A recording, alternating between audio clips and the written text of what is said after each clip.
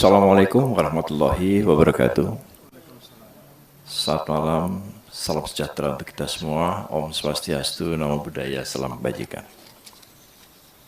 Yang terhormat pimpinan dan para anggota Komisi 2 DPR RI, yang terhormat Bapak Menteri Pan-RB beserta jajaran, dan para hadirin yang berbahagia.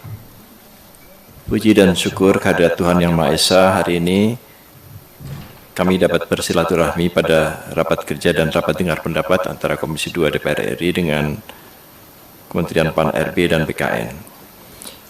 Pada kesempatan ini kami mengucapkan terima kasih atas dukungan, saran, dan masukan dari Komisi 2 yang disampaikan selama ini. Pimpinan dan anggota Komisi 2 yang saya hormati, sesuai dengan agenda rapat pada hari ini kami akan menyampaikan mengenai pendataan tenaga non-ASN. Kami awali dengan statistik ASN pada saat ini. Kalau kita melihat statistik ASN pada saat ini, jumlah PNS ada 3,9.556.018 orang. Sedangkan PPK yang sekarang ini sudah bekerja, sudah ditekan nomor induknya, sebesar 359.163.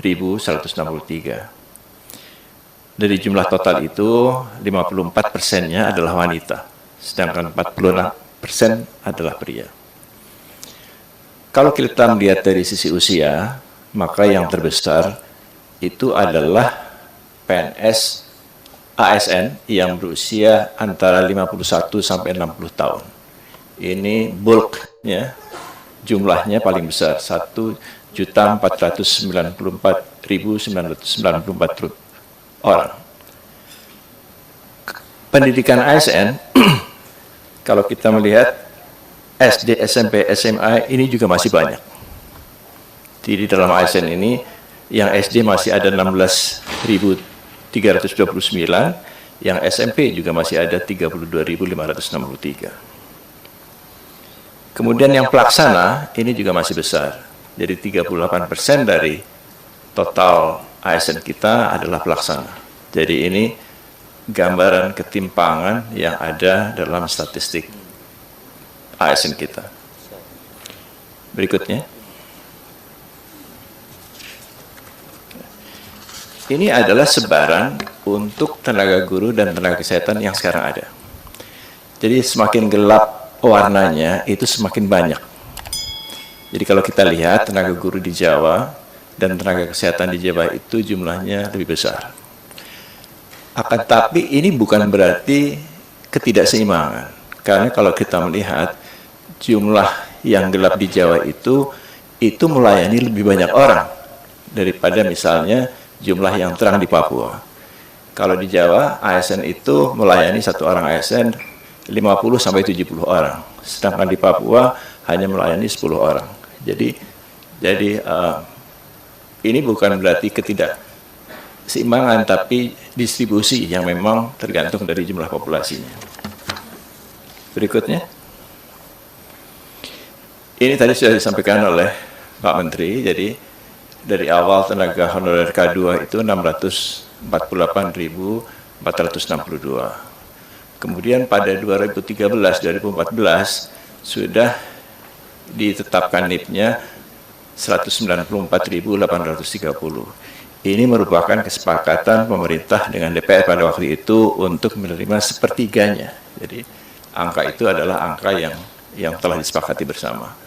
Di tahun 2018 masih ada sisa yang ditetapkan NIP-nya sampai tahun 2020. Jadi ada sisa tenaga honorer K2 410.010 orang. Nah kemudian pada tahun 2021 juga telah diterima tenaga honorer K2 yang mengikuti seleksi P3K guru. Jadi ada 51.492. Dari yang mengikuti itu, yang lulus passing grade-nya ada 31.050 orang, sedangkan yang ditetapkan NIP-nya 30.001 orang. Nah, jadi sisa tenaga honorer K2 saat ini ada 378.880 orang. Berikutnya. Nah, kalau kita melihat tren pensiun dan penerimaan, maka memang pemerintah masih memegang zero growth. Tapi zero ini tidak nol persis, jadi masih ada secara keseluruhan ASN kita masih tumbuh 2,1%. Ada tambahan 22.481 orang yang masuk dalam kurun waktu 2014 sampai 2021. Berikutnya lagi. Nah, ini adalah pendataan yang sekarang ini kita lakukan. Jadi pada penutupan pendaftaran pada tanggal 22 Oktober, jumlah yang terdaftar ada 2,421 juta orang. Tenaga honorer K2-nya ada 180.797 orang. Ini memang akan menjadi pertanyaan, kenapa angka 378.000 itu yang mendaftar tenaga honorer ada 180.797. Ini kami belum melakukan analisis, hanya melihat data saja. Jadi ada diskrepansi data sekitar 200.000 orang di sana. Sedangkan non-ASN ini adalah tenaga honorer yang baru yang tidak terdapat dalam database, itu jumlahnya 2.240.303. Yang melakukan pendaftaran itu 67 instansi pusat dan 533 instansi daerah. Kemudian pada tanggal 31 Oktober, kami minta penyampaian surat pertanggungjawaban mutlak setelah uji publik yang telah menyampaikan 55 instansi pusat dan 425 instansi daerah, sedangkan yang belum menyampaikan ada 120, 12 pusat dan 108 daerah. Ini jumlahnya agak sedikit turun, 2.360.723. Berikutnya. Nah, kalau kita lihat data-data tersebut berdasarkan pendidikan, maka yang pendidikannya SD SMP itu dari data yang belum ada SPTJM-nya ada 837.262. Nah, ini kami khawatir mereka tidak ada tempatnya di dalam formasi ASN. Sedangkan yang tidak menyampaikan ijazah, jadi belum ada ijazahnya, itu tidak ada dokumen ijazahnya, ada 2.847 orang. Ini jumlahnya menurun dalam penyampaian SPTJM oleh PPK-nya, pejabat pembina kepegawaiannya.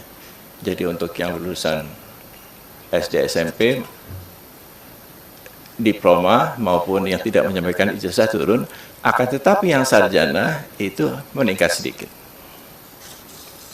Berikutnya. Nah, kalau berdasarkan instansi ini tadi sudah kami sampaikan, ada total 600 instansi, tapi yang menyampaikan SPTJM itu yang belum ada 120 instansi saja. Berikutnya lagi.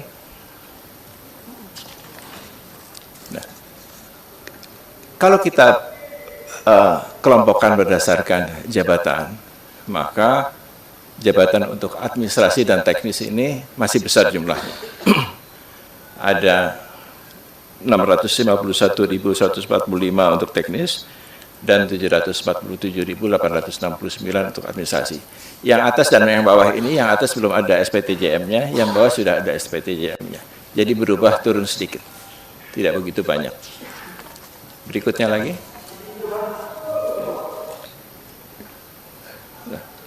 Kalau kita lihat dari breakdown berdasarkan tenaga honorer K2 dan non-ASN, maka untuk pendidik itu yang masuk kategori tenaga honorer K2 ada 45.604, sedangkan yang non-ASN ada 686.858.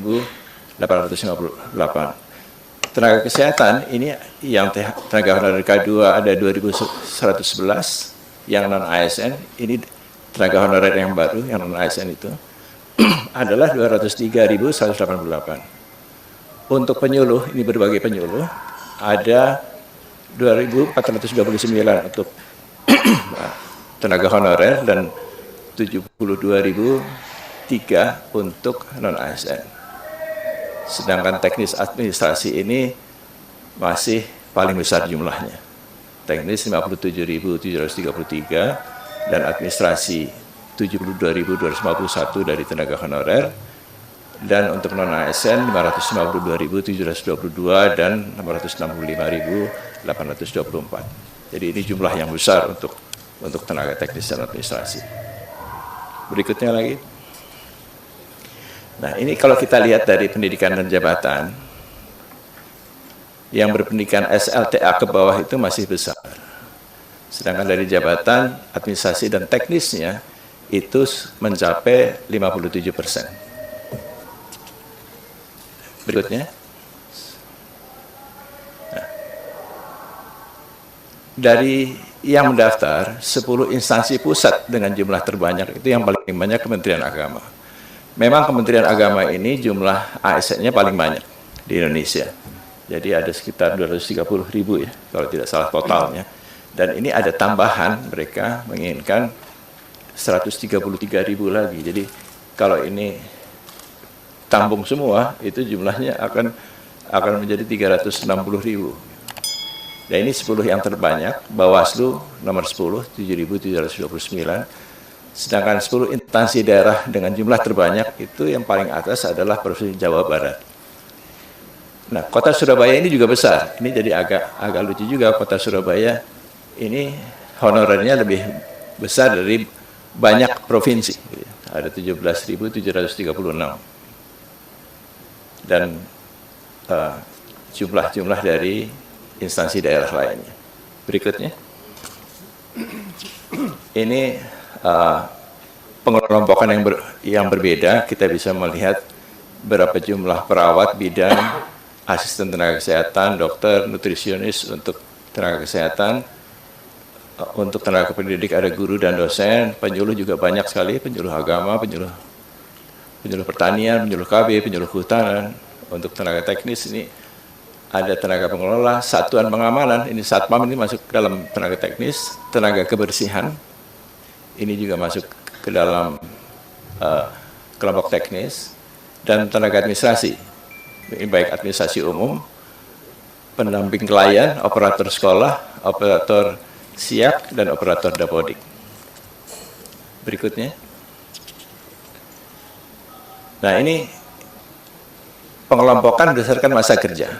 Jadi tenaga honorer non-ASN yang masa kerjanya di atas 11 tahun itu besar sekali. Ini sedikit agak mencurigakan karena dengan masa kerja seperti itu mereka seharusnya masuk dalam kategori tenaga honorer K2. Tapi masih banyak ternyata yang bekerja di atas 11 tahun itu yang masih non tenaga honorer K2, jadi tenaga non ASN sekarang ini. Jadi saya tidak tahu ini angka dari mana sebetulnya, karena kalau itu dengan masa kerja seperti itu mestinya mereka masuk tenaga honorer K2 dulu gitu. Nah, ini mungkin perlu kita validasi lebih lanjut kenapa angkanya menjadi sebesar itu. Nah, kemudian dari sisi gajinya, ini gajinya juga agak aneh juga. Ada yang di atas 10 juta, banyak juga itu yang gaji non-ASN di atas 10 juta. Ada 5.943. Tapi ada juga yang tidak punya gaji sama sekali, kosong.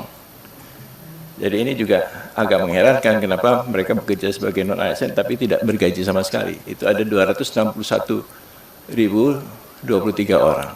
Mungkin mereka tidak dibayarkan dari APBD sehingga tidak ada bukti untuk pembayaran gajinya. Nah, biasanya dibayarkan dari saweran SPPD atau dana taktis dan lain-lain yang tidak bisa dipertanggungjawabkan pengeluarannya sehingga tidak ada kwitansinya. Berikutnya.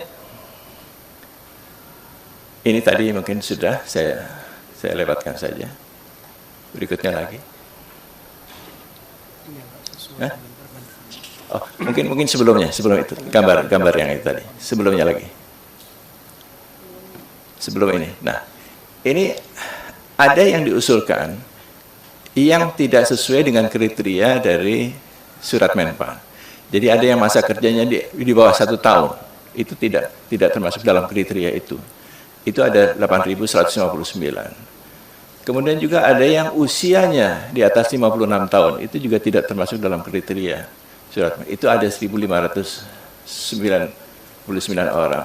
Ada yang usianya masih sangat muda, di bawah 20 tahun, itu juga tidak termasuk di dalam kriteria itu, karena kalau kita asumsikan lulus SMA 18 tahun, maka untuk P3K itu dia harus memiliki masa kerja 2 tahun, jadi usianya harus di atas 20 tahun. Gitu. Jadi itu ada 189 orang. Jadi itu jumlah-jumlah kelompok-kelompok yang mungkin bisa kita hilangkan dari database ini. Berikutnya. Ini beberapa instansi yang tidak mengusulkan. Jadi di pusat ini ada 14 instansi, sedangkan di Papua, bukan di Papua Barat, di Papua 4 provinsi, sekarang menjadi 4 provinsi, waktu itu hanya 1 provinsi, itu tidak mengusulkan karena tenaga honorernya sudah mendapatkan formasi P3K secara khusus tahun lalu. Jadi sekarang ini sedang tes mereka, dan karena mereka sudah ikut tes semua, maka tidak memiliki lagi tenaga honorer.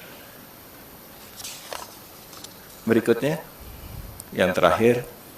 Nah, dari data itu kami melihat banyak data yang belum sepenuhnya menggambarkan data sebenarnya. Banyak yang mungkin merekayasa data itu. Jadi ini mungkin perlu pendalaman lebih lanjut, dan masih banyak 120 instansi yang belum menyampaikan surat pertanggungjawaban mutlak. Kemudian banyak juga instansi-instansi yang walaupun datanya sudah kami sampaikan tidak memenuhi kriteria, tapi tetap saja diusulkan. Nah, ini jadi kami mungkin mengusulkan perlunya dilakukan verifikasi dan validasi atau audit data untuk yang tenaga honorer non-ASN ini.